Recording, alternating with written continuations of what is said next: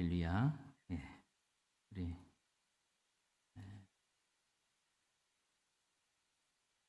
예,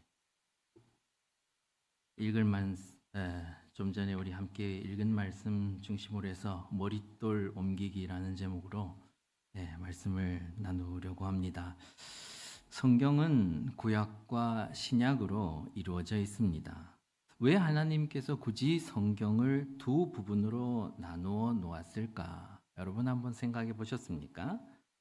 스피커가 하나 있는 것보다 양쪽에 스테레오로 나오는 것이 더 듣기가 좋은 것처럼 우리 눈도 두 개의 눈이 각각의 정보를 받아들여서 그것을 종합해서 처리를 하면 더 많은 정보를 얻을 수 있게 되는 것처럼 둘 다를 통해서 보면 더 잘 이해할 수가 있게 되기 때문입니다. 여러분 영화를 보실 때에 화면은 나오는데 소리가 안 들리면 답답하겠죠.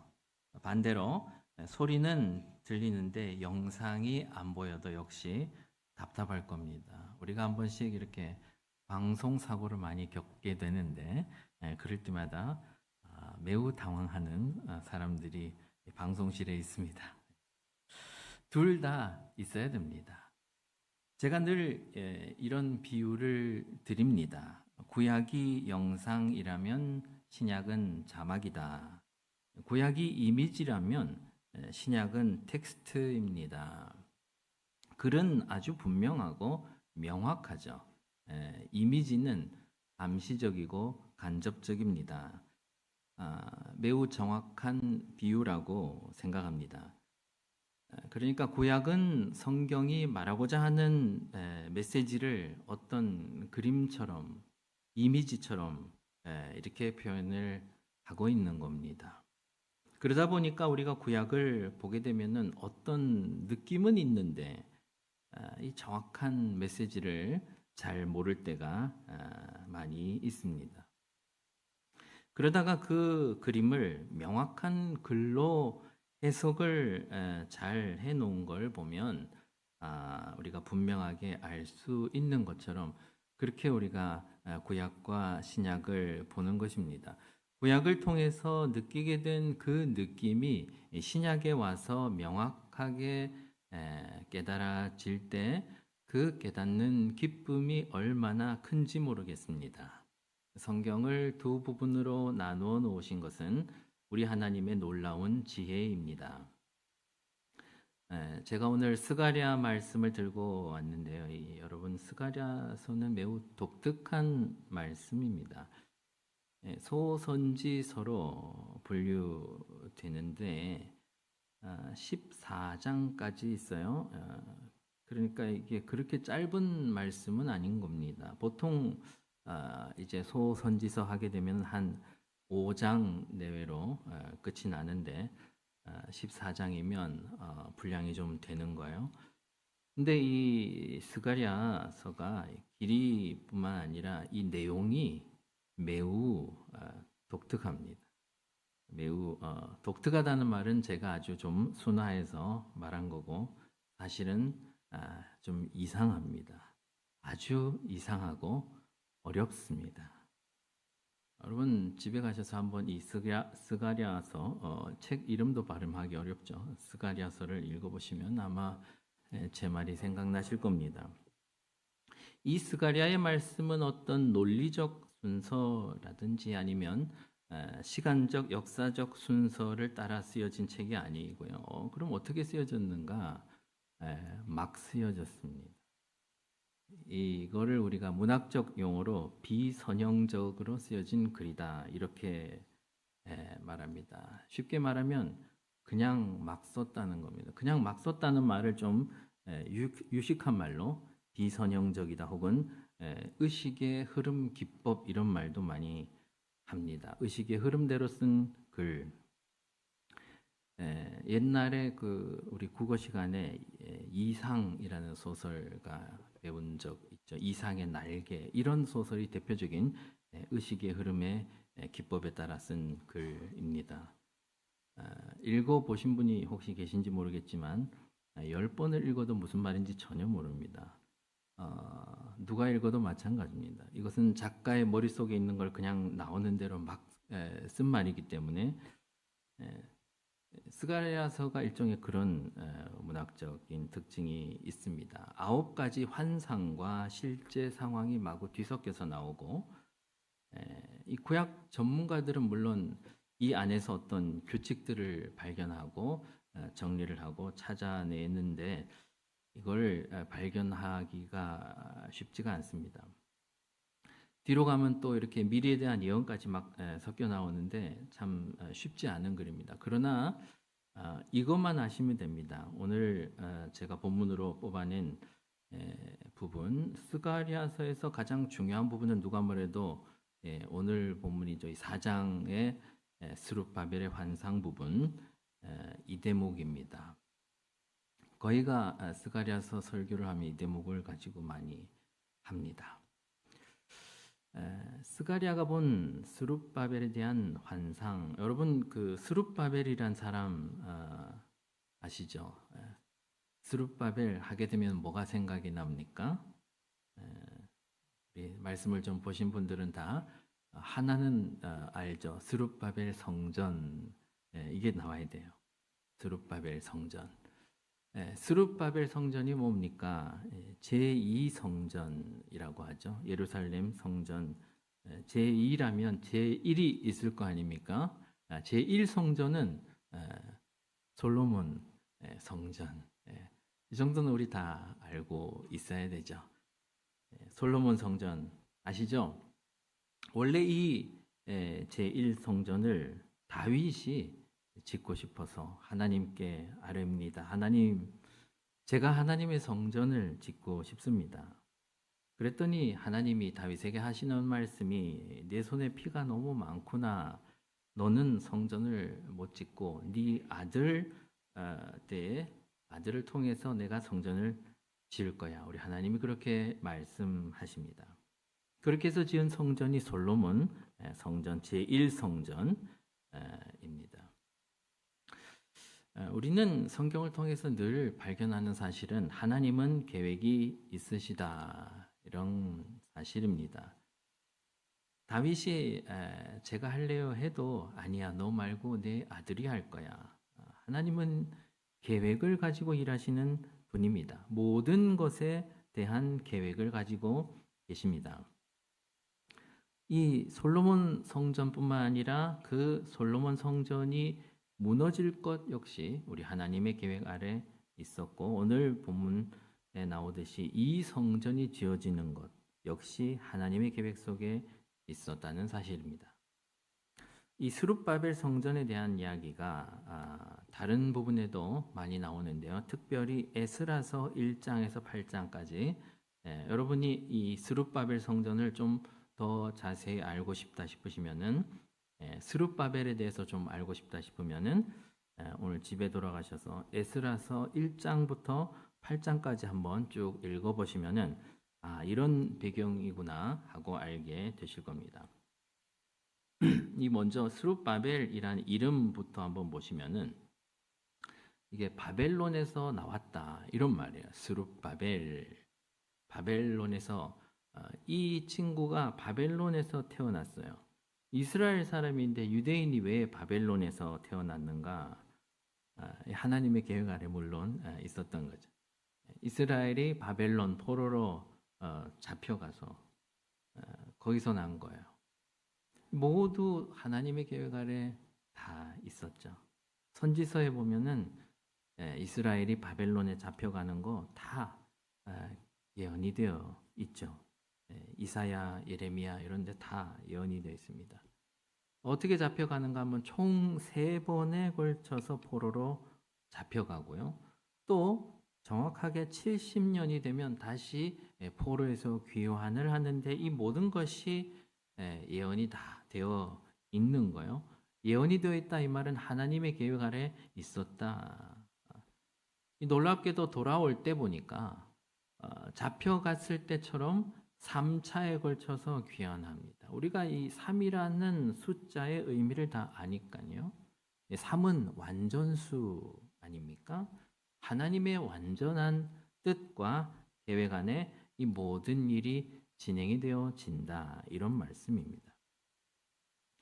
이 스룹바벨은 3차, 3번에 걸친 포로 귀환, 그 중에 1차 때 이스라엘을 귀환시킨 이스라엘의 지도자가 바로 스룹바벨이라고 하는 사람입니다. 이 사람이 이름처럼 바벨론에서 났는데, 근데 돌아올 때는 보니까요, 오늘 읽었듯이 바사 왕 고레스, 바사 이거는 페르시아를 말하죠. 페르시아 왕의 조서를 받아가지고 이스라엘로 돌아오게 됩니다. 바벨론에 잡혀가지고 이제 바벨론에서 나왔다. 그래서 스룹바벨인데 돌아올 때는 보니까 페르시아 왕이 보내서 오는 거예요. 어떻게 이런 일이 생기냐? 우연히 그냥 인생이 이렇게 풀린다, 이렇게 보면 안 되고 모든 것이 하나님의 계획 아래 있다. 에스라 1장 1절에서 2절 에스라가 이 배경이 되는 말씀이라고 했죠. 제가 한번 읽습니다. 에스라 1장 1절부터 2절 보시면요. 이렇게 쓰여 있습니다. 바사왕 고레스 원년에 여호와께서 예레미야의 입을 통하여 하신 말씀을 이루게 하시려고 바사왕 고레스의 마음을 감동시키심에 그가 온 나라에 공포도 하고 조서도 내려 이르되 바사왕 고레스는 말하노니 하늘의 하나님 여호와께서 세상 모든 나라를 내게 주셨고 나에게 명령하사 유다 예루살렘에 성전을 건축하라 하셨나니. 아멘. 여러분, 누가 바사왕 고레스의 마음을 움직입니까? 하나님이 그 왕을 움직입니다.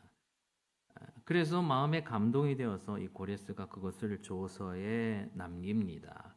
하늘의 하나님께서 이 세상 모든 나라를 내게 주셨는데, 그리고 이제 내게 명령을 하셔서 유다 예루살렘의 성전을 건축하라고 하셨다. 이렇게 조서에 쓴 겁니다. 페르시아 왕의 명령이 떨어졌으니까 당연히 이제 성전 건축이 진행이 되는 겁니다. 그러나 여러분, 우리가 믿는 바는 이것입니다. 모든 역사는 오직 하나님의 손에 의해서 움직입니다. 이 세상을 열국의 왕이, 여러분, 미국 대통령이 세상을 움직이는 거 아니죠. 연준 파월 의장 이런 사람이 움직이는 게 아니고요. 세상의 권력자들, 위정자들, 돈을 움직이는 사람들이 세상을 움직이는 것이 아니라 우리가 말씀을 보면 모든 역사는 오직 하나님의 손이 움직이고 계신다. 여러분, 이 사실을 우리는 분명히 믿습니다. 그러므로 여러분, 이 성전을 지으신 분이 누굽니까? 그렇게 물으시면 역시 하나님입니다. 오늘 본문 6절 말씀 다시 한번 보시면요. 6절에 같이 읽습니다. 6절. 그가 내게 대답하여 이르되 여호와께서 스룹바벨에게 하신 말씀이 이러하니라. 만군의 여호와께서 말씀하시되 이는 힘으로 되지 아니하며 능력으로 되지 아니하고 오직 나의 영으로 되느니라. 아멘. 여러분, 우리 힘으로 되지 않습니다. 우리 능력으로 안 되면 뭘로 된다고 합니까? 오직 하나님의 영으로. 아멘입니다, 여러분. 사랑하는 여러분, 오늘 저는 이 말씀을 통해서 우리가 가지고 있는 오해들을 좀 해결해 보려고 합니다. 여러 가지 오해가 많이 있지만은 제가 말씀드리고 싶은 부분, 첫 번째 오해는 우리가 인본주의 사상에 많이 찌들어 있다 보면은 이런 오해를 할 수 있습니다. 하나님이 하신다, 하나님의 영이 하신다, 이런 말씀을 우리가 늘 들어도 하나님이 하시긴 하시지만 그래도 우리 인간이 어느 정도 돕는 역할도 필요하니까 우리를 부르시고 우리를 세우시고 우리를 사용하시고 그렇게 하는 거 아니겠는가? 그러려면 우리가 하나님의 일을 도우려면 우리도 능력이 있어야 되니까 그러면서 이제 늘 이런 걸 외칩니다. 영향력 있는 소수가 되어야 된다. 세상이 감당 못할 그런 성도가 되어야 된다. 이런 구호를 외치면서 영향력 있는 강한 소수가 되어서 세상이 감당치 못할 그런 역사를 만들려고 도전을 하고 하는 겁니다. 인본주의에 있다 보면 그런 생각을 하는데 은근히 그 안에 우리의 교만이 숨어 있을 수가 있다는 사실입니다. 영향력 있는 세상이 감당치 못할 이 말이 성경 어디서 나오는가 하면요. 다 성경에 나오는 이야기이긴 한데 히브리서 11장에 나와요. 믿음장에 여러분 히브리서 11장 38절에 보면 이런 사람은 세상이 감당하지 못하느니라 이런 말이 나오거든요. 이런 사람은 그런데 그 앞을 보시면 이런 사람들이 어떤 사람인가? 36절에서 히브리서 11장 36절에서 쭉 읽어보시면은 또 어떤 이들은 조롱과 채찍질뿐 아니라 결박과 옥에 갇히는 시련도 받았으며 돌로 치는 것과 톱으로 켜는 것과 시험과 칼로 죽임을 당하고 양과 염소의 가죽을 입고 유리하여 궁핍과 환난과 학대를 받았으니 이런 사람은 세상이 감당하지 못하느니라. 아멘. 여러분 이거 하실래요? 이런 우리가 어떤 성경 구절 하나를 떼와 가지고 막 좋은 걸 갖다 붙이고 우리가 생각하는 걸 갖다 붙이고 그러면 안 되는 겁니다. 우리 하나님은 그 누구의 도움이 필요한 분이 아니에요. 우리 하나님은 전능하신 하나님입니다. 교만한 사람은 자기 힘에 취해서 하나님의 역사에 어떻게든 이렇게 숟가락 얹으려고 하고 또는 이 하나님이 하신 일을 자기들이 평가하기도 해요. 에스라서 말씀을 제가 한 번 더 보려고 하는데요. 에스라서 3장 11절에서 13절 말씀. 예.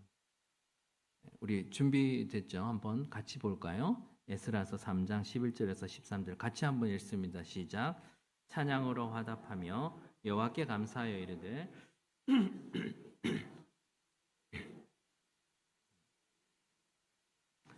모든 백성이 여호와의 성전 기초가 놓임을 보고 여호와를 찬송하며 큰 소리로 즐거이 부르며 제사장들과 레위 사람들과 나이 많은 족장들은 첫 성전을 보았으므로 이제 이 성전의 기초가 놓임을 보고 대성통곡하였으나 여러 사람은 기쁨으로 크게 함성을 지르니 백성이 크게 외치는 소리가 멀리 들리므로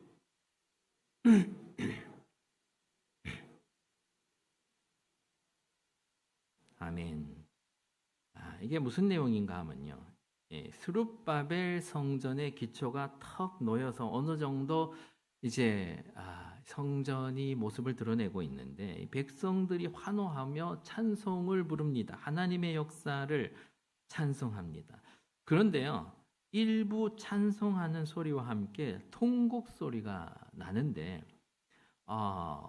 이게 참 제가 여담으로 이 찬송이라는 말씀을 한번 드리고 넘어가기를 원하는데 원래 이 찬송이라고 하는 단어는 하나님이 행하신 일을 찬양하는 그게 원래 찬송의 개념이에요. 예전에는 찬송가가 대부분 하나님의 역사를 찬양하는 내용이 많았는데 자꾸 이제 요즘 특히 요즘 CCM 보면은 일단 물론 나쁜 말은 아니지만은 우리가 뭐 어떤 내가 무슨 일을 하겠다라는 각오, 일사각오 이런 거 있지 않습니까? 마치 새마을 운동가 같죠. 새벽종이 울렸네, 새 아침이 밝았네. 너도 나도 일어나. 살기 좋은 새마을 우리 힘으로 만들세. 이런 각오를 하는 것은 엄밀히 말하면 이건 찬송은 아니에요. 그냥 좋은 이야기일 수는 있지만은 그렇습니다. 이 찬송 소리와 함께 통곡 소리가 들리는데 이 통곡 소리, 울음 소리 이 사람들이 무슨 감동을 해서 우는 게 아니라 이거는요. 12절에 보시면 누가 그런가 하면 주로 나이 많은 족장들이 왜 우는가? 첫 성전을 보았으므로 이 스룹바벨 성전을 보고 대성통곡하는 거예요. 이 레위 사람들, 제사장들, 이 나이 많은 족장들이 첫 성전, 아까 말씀드렸듯이 그 첫 성전은 뭐예요? 솔로몬 성전. 솔로몬 성전은 외국에서 수입해온 그 아름다운 비싼 백향목 이런 아주 비싼 건축 자재로 향기롭게 겉에 황금으로 온통 도배를 한 너무나 화려하고 아름다운 멋있는 성전. 그 성전을 기억하는 이 늙은 세대들은 스룹바벨 성전의 초라함을 보고 우는 거예요. 하나님의 성전이 어찌 이렇게 초라할 수가 있나 이러면서 통곡을 하는 겁니다. 스룹바벨 성전 보니까 아주 이렇게 조그만해 가지고 볼품없고 그 안에 법궤도 없는 거예요. 인간이 이렇게 교만합니다. 여러분, 스룹바벨 성전 누가 지었습니까? 자기들이 지금 노래하고 있지 않습니까? 하나님이 지었습니다. 그렇게 찬양하는데 그 규모나 아름다움이 문제가 아니라 여러분, 하나님이 하신 이 일은 그 자체로 완전하고 아름답습니다. 실제로 하나님의 눈에는 눈에 보이는 아름다움이나 화려함 별 관심이 없죠. 우리 학개서 2장 9절 말씀 하나 더 봅니다. 학개서 2장 9절 말씀 보면요. 이 성전의 나중 영광이 이전 영광보다 크리라. 만군의 여호와의 말이니라. 내가 이곳에 평강을 주리라. 만군의 여호와의 말이니라. 이 말씀 보시면 만군의 여호와의 말이니라 이 말이 두 번이나 나옵니다. 이거는 내 말이야 하나님이 말씀하시는데 나중 영광이 이전 영광보다 크다. 이게 무슨 말입니까? 이 솔로몬 성전의 영광, 이전 영광, 나중 영광은 스룹바벨 성전이에요. 좀 못나더라도 스룹바벨 성전이 더 영광스럽다. 적어도 하나님은 그렇게 보고 계시는 겁니다. 여러분, 하나님이 영광스럽다고 하신 성전을 왜 우리가 평가하고 안타까워하는 겁니까? 이것이 우리 인간의 교만이라고 저는 보는 것입니다. 이것은 오늘날 교회에도 고스란히 적용이 될 수가 있을 겁니다. 예를 들어 대형 교회, 화려한 교회를 보고 온 성도가 지하실로 내려가서 비도 새는 개척교회를 보고 통곡을 하더라. 뭐 이런 걸 수 있습니다. 여러분, 작으면 불쌍한 겁니까? 하나님의 교회를 크고 작음으로 판단할 수 있습니까? 하나님은 대형 교회만 역사하십니까? 여러분, 대형 교회 가시면 그 홈페이지나 이런 데 보면 무슨 연혁 이런 거를요 쭉 끝도 없이 적어놨어요. 우리 하나님이 이렇게 은혜를 주셨다 이런 거기에는 인간의 교만이 섞여 있을 위험이 매우 큽니다. 우리 하나님은 아무리 작은 교회라도 개척교회라도 하나님이 역사하시고 우리 하나님은 그런 것과 아무 상관없는 분입니다. 이것은 우리 삶에도 고스란히 적용이 됩니다. 세상 만물을 지으신 우리 하나님께서 그 자녀들을 그 삶을 그냥 방관하시지 않습니다. 우리의 삶 역시 그것이 우리 눈에는 아무리 작고 초라해 보일지라도 하나님의 통치 아래 있는 것을 여러분 믿으시기 바랍니다. 만약 여러분의 삶이 그렇게 불쌍하게 초라하게 보여서 그런 이유로 통곡을 하셨다면 저는 또 말씀드립니다. 교만하지 마십시오. 나중 영광이 이전 영광보다 클 수 있습니다. 하나님이 하신 일에 우리의 너절한 심사평을 자꾸 갖다 붙이지 마십시오. 두 번째 짚고 넘어가야 될 인간의 오해. 오늘 본문 7절 말씀 다시 한번 보시면은 큰 산아 내가 무엇이냐? 네가 스룹바벨 앞에서 평지가 되리라. 사랑하는 여러분, 하나님이 일하신다고 문제가 없는 것이 아니에요. 여기서 큰 산, 이것은 우리 인생의 문제를 상징하는 표현이라고 볼 수 있습니다. 어려움이죠. 우린 살다 보면 큰 산을 만나게 됩니다.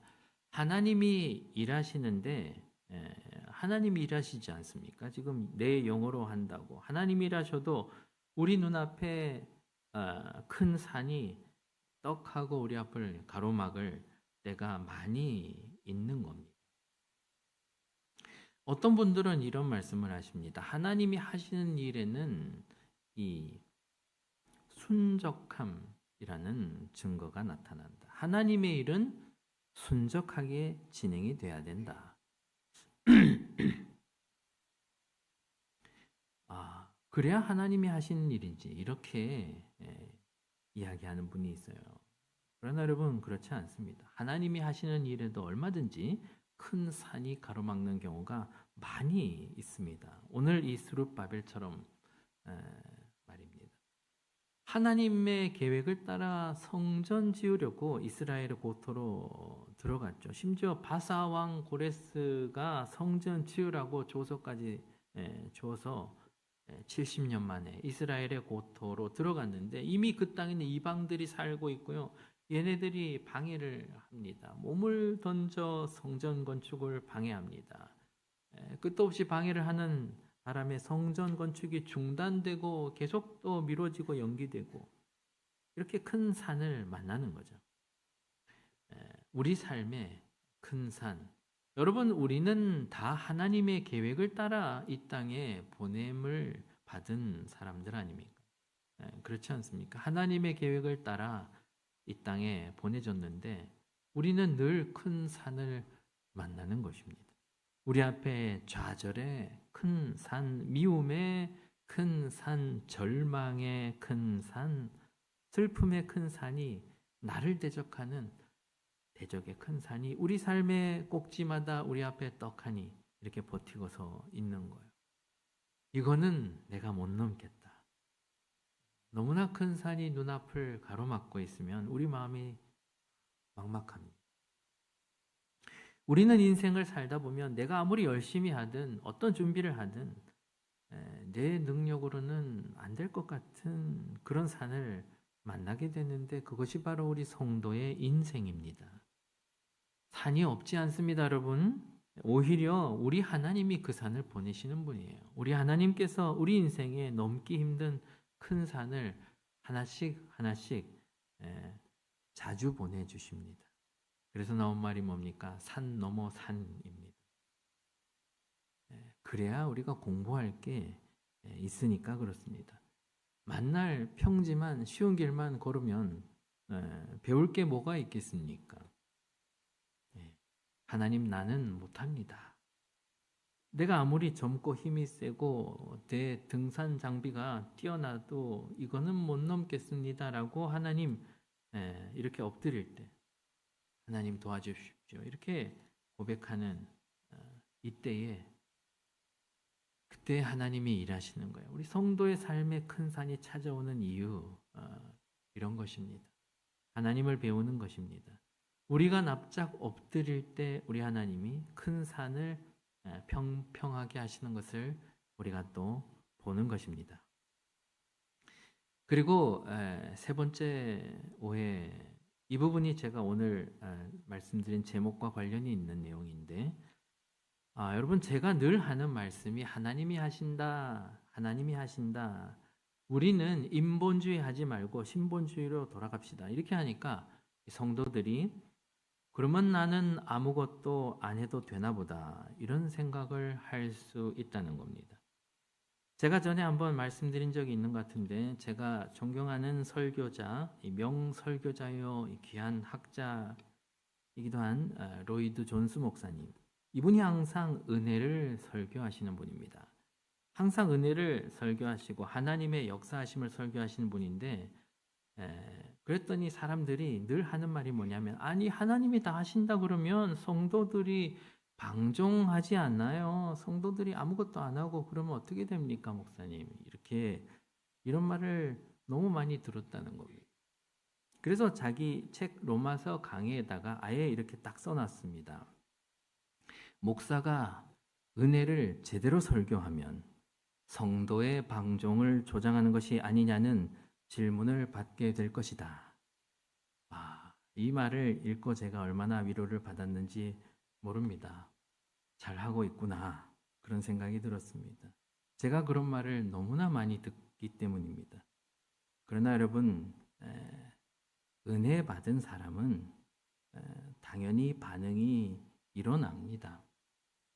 어딘가에 힘이 작용하면 그 대상은 변하는 것이 자연의 이치인 것처럼 우리가 축구공을 발로 뻥 차면 그 공이 날아가는 것과 같은 그런 자연스러운 이치처럼 은혜 받은 자는 그렇게 변하는 것입니다.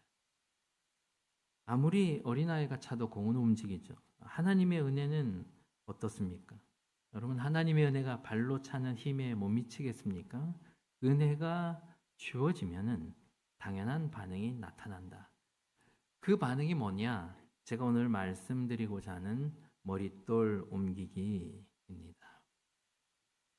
여러분, 하나님이 일하셔도 우리는 머릿돌을 옮겨야 합니다. 여러분, 세상은 하나님의 일하심 이것을 이해하지 못합니다.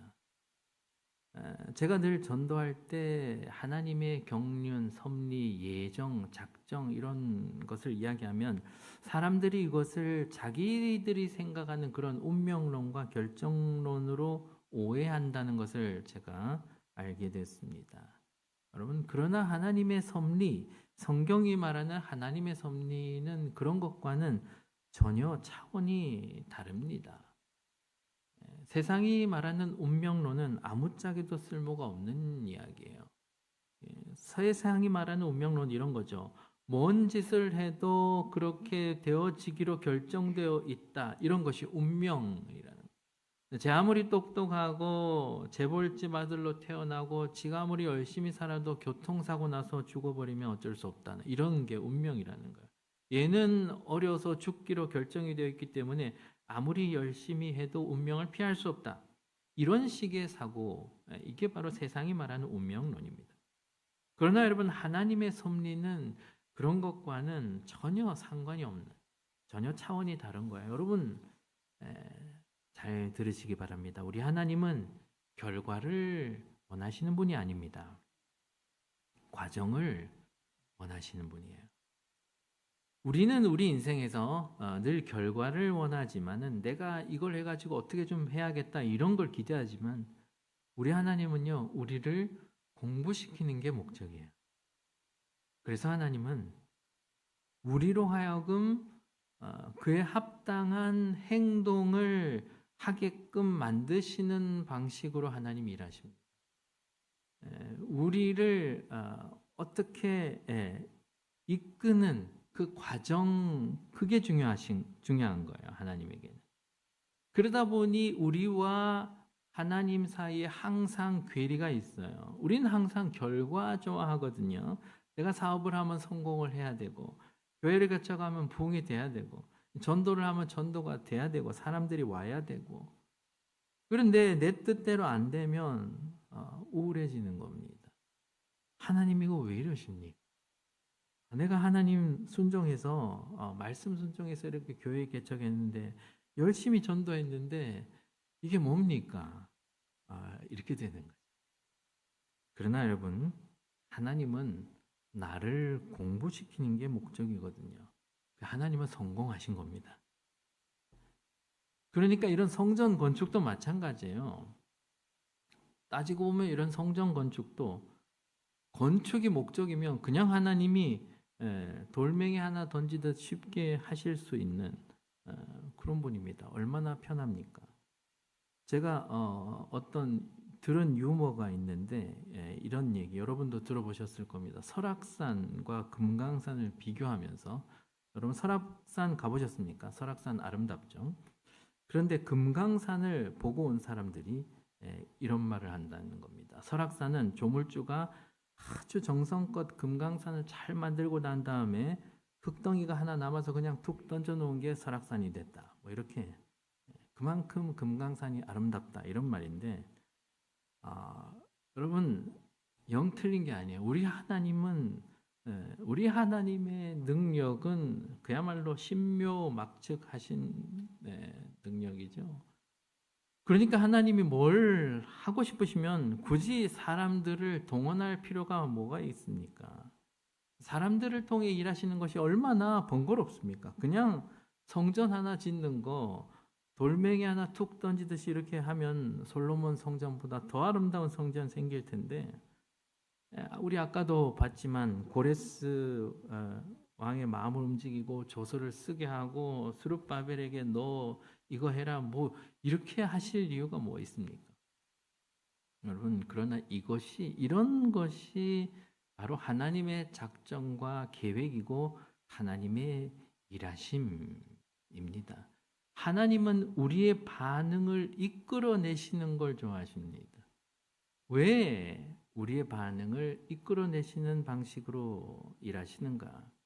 여러분, 제가 그 이유를 알고 나니까 참 은혜가 됩니다. 왜 그런가? 우리 하나님은 그 영광스러운 역사 안에 저와 여러분을 동참시키시려고 그러시는 겁니다. 하나님이 다 하시지만 네가 했다. 너와 내가 동역했다. 이렇게 말씀해 주시려고 하시는 거예요. 오늘 말씀 9절 보시면 스룹바벨의 손이 이 성전의 기초를 놓았은즉 그의 손이 또한 그 일을 마치리라 하셨나니 만군의 여호와께서 나를 너에게 보내신 줄을 내가 알리라 하셨느니라. 스룹바벨이 시작했고 스룹바벨이 마쳤다. 여러분, 하나님은 그렇게 지금 얘기하시는 거예요. 그러나 저는 확신하는데 만약 스룹바벨이 이 말을 들으면 너무나 부끄러워하면서 나는 아무것도 한 게 없는데 그냥 머릿돌 하나 놓은 것밖에 없어. 머릿돌 하나. 이럴 것 같아요. 그렇지만 우리 하나님은 하나님의 역사에 스룹바벨을 동참시키고 싶어 하시는 거예요. 막 축켜 세우는 거예요. 하나님이 다 하셨으면서 머릿돌 하나 갖다 놓은 것 같고 스룹바벨아 네가 했다. 이러시는 분이 우리 하나님입니다. 사랑하는 여러분, 이것이 바로 우리 인생의 은혜인 것입니다. 우리 인생이 우리가 열심히 피 흘리기까지 선한 싸움 다 싸우고 그렇게 사는 인생을 저는 오늘 제가 여러 가지로 표현할 수 있겠지만 제가 오늘은 머릿돌 옮기기 이렇게 표현해 보는 것입니다. 우리의 성화 과정을 우리가 신인 협력이다. 하나님과 내가 협업을 하는 거다. 이렇게도 말씀을 하지만 그러나 사실 우리가 알고 보면 모든 것은 하나님의 은혜입니다. 제가 이런 비유를 많이 하죠. 버스 위에서 달리는 거다.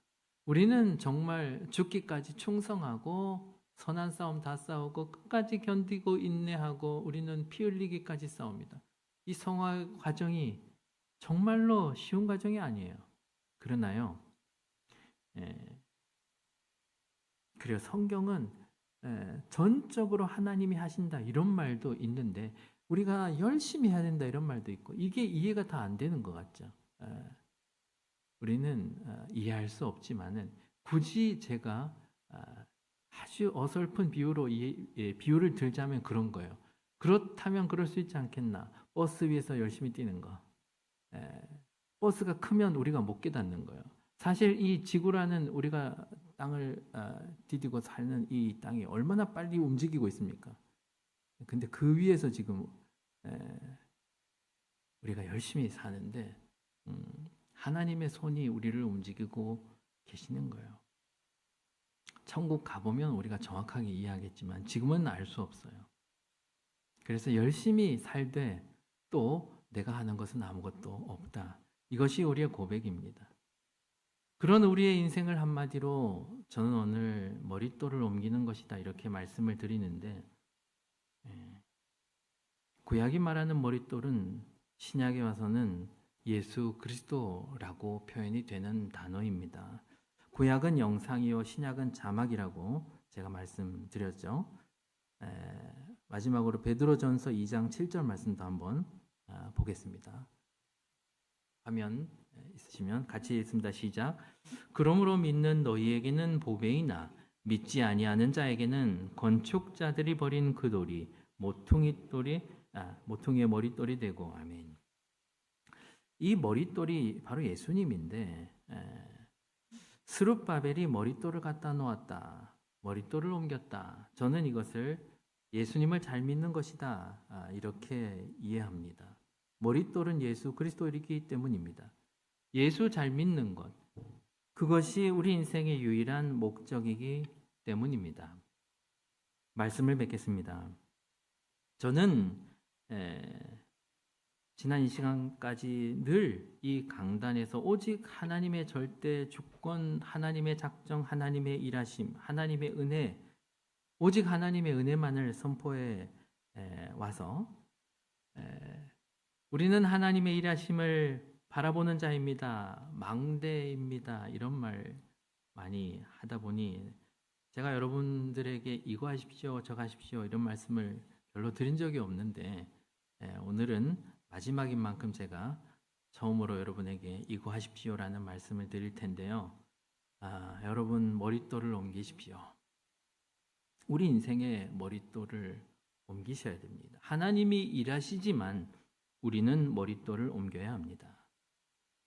어떤 방식으로 우리가 돌을 옮기는가 하는 것은 사람들마다 다 각자 받은 삶의 자리에서 하나님이 허락하신 그 큰 산 앞에서 우리는 열심히 최선을 다해서 각자의 머릿돌을 옮기시기를 부탁드리는 것입니다.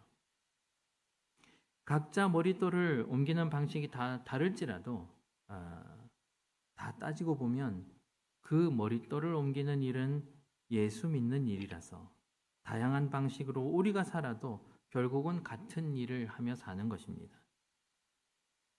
지난번에 제가 말씀드린 그 믿음의 댐 기억나십니까? 믿음에 대한 말씀.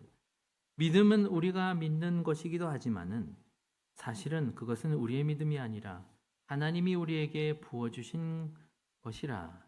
우리가 믿는다는 것은, 우리가 예수를 믿는다는 것은 하나님의 믿음의 댐이 강권적으로 위로부터 부어져서 감당할 수 없는 힘으로 우리에게 부어져서 그 은혜가 1차적으로 우리에게 충만히 임하고 뿐만 아니라 흘러넘쳐서 그 은혜가 밖으로 표출되는 것이 바로 우리의 행위일진데, 그를 통해서 하나님이 오늘 내가 너와 함께 이 성전을 지었다고 우리를 인정해 주시기를 기뻐하시는 우리 하나님의 그 마음을 우리가 생각할 때에 이 모든 선한 싸움 다 싸우고 우리는 이런 고백이 나와야 하는 것입니다. 우리는 결국 작은 돌 하나 옮겼을지라도 그것마저도 내가 한 것이 아니라 하는 그런 고백 말입니다. 먼저는 은혜를 아는 것이 중요합니다. 그리고 그 은혜에 합당한 반응으로 우리는 머릿돌을 옮겨야 합니다. 마음을 다해, 힘을 다해, 뜻을 다해 우리는 우리 앞에 놓여진 머릿돌을 옮깁니다. 그렇게 끝까지 선한 싸움을 다 싸우고 마지막 순간에 모든 것이 은혜였노라고 고백하게 되는 저와 여러분이 되시기를 주 예수 이름으로 간절히 부탁드립니다. 아멘. 제가 한번 기도하겠습니다.